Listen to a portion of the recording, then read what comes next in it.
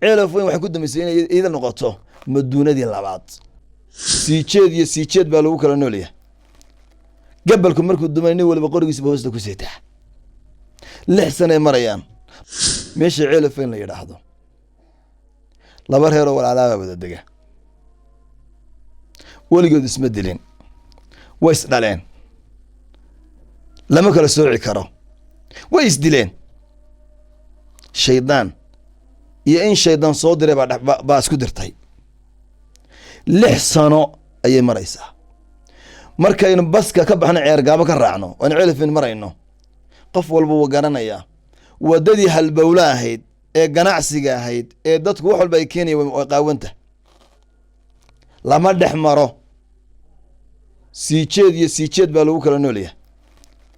gabalku markuu dumay nin waliba qorigiisa hoosta ku seetaa 6 sano ay marayaan nolosha way ka dhaceen ceelaf weyn wax ku taala meel maduuna la yiraahdo ninkii garanaya haddaad tagto waa meel la yidhi ummad baa lagu rogeeyo aathaar unbaad sii arkaysa ceelaf weyn waxay ku dambeysay inay iyada noqoto maduunadii labaad tusaale kale waxaa isku dilayaa mudug laba reer oo wadaago is dhalay meel iyo rig lagu qodanayay isku dileen dhimashadoodu 100 bay maraysaa dhaawacu ka badan laba reer oo kala isna jira isina heer muduga waxaan waxba ahayn bay isku dileen waa loo taaglaaya cuquba ka xun